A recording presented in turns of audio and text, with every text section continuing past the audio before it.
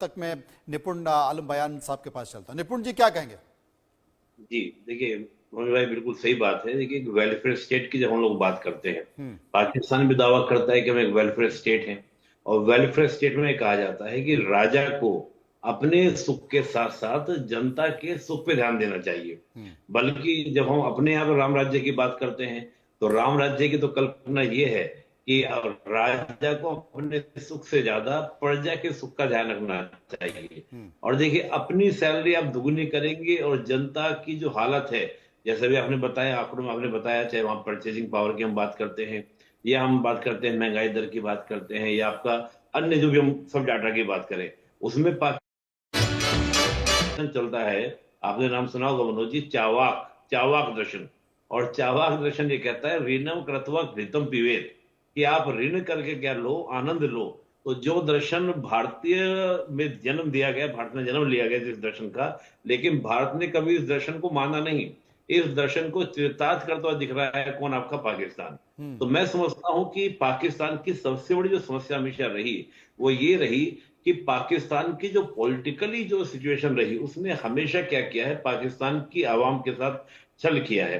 देखिए, मैं एक बात हमेशा बोलता हूं, 1960 तक आप देखें, पाकिस्तान की जो जीडीपी हो, पाकिस्तान की पर कैपिटा इनकम हो, हर लिहाज में भारत से अच्छा था। लेकिन हुआ क्या?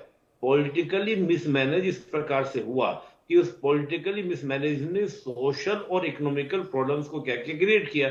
और अभी जो ये घटना उन्होंने की है, यानी कि अपनी इनकम आपने डबल से भी ज्यादा, यानी कि आपकी दुगनी से भी आपने ज्यादा बढ़ा ली है, इसका इम्पैक्ट क्या पहुंचेगा पाकिस्तान की जनता के अंदर? कि आप तो माला माल, देखिए पॉलिटिक्स हो कहीं भी हो, किसी भी देश की पॉलिटिक्स हो, बात क्या होता है कि जनता में उसकी मैसेजिंग क्या जाती है, उसका संदेश क्या जाता है।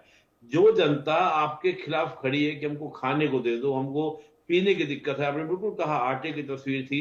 यहां तक कि कुछ क्षेत्र में तो ये तस्वीर आपने देखी होगी मनोज भाई, कि आप देखेंगे कि वहां पर गैस तक की दिक्कत थी। लोग पॉलिथीन के अंदर जाते थे, दुकान पर गैस उड़वाते थे, पाइप लगाते थे, वो सिलेंडर का काम वो यूज कर रहे थे।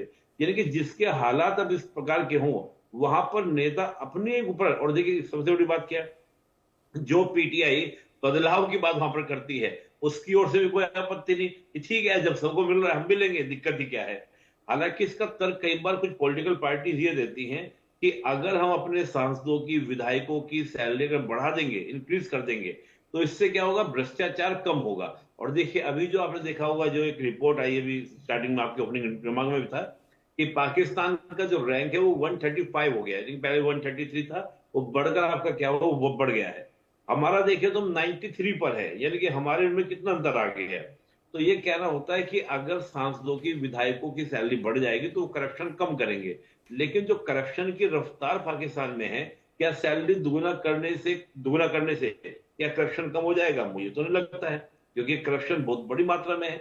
आप सोचिए, चीन तक ने सीपैक का जो प्रोजेक्ट था, जो काफी समय पहले आपका पूरा हो जाना था, वो केवल और केवल पाकिस्तान के करप्शन के कारण पूरा नहीं हो पाया। जी। और मुझे अच्छे से याद है, इमरान खान जिस समय पीएम हुआ करते थे, तो चीन ने क्या किया था, सीपैक प्रोजेक्ट को रोक दिया था। और चीन ने ये कहा कि तुम्हारे करप्शन इतना ज्यादा है कि हम जितना फंड्स भेजते हैं उसका बड़ा हिस्सा तो आपकी गवर्नमेंट ही खा जाती है, आपके अधिकारी खा जाते हैं।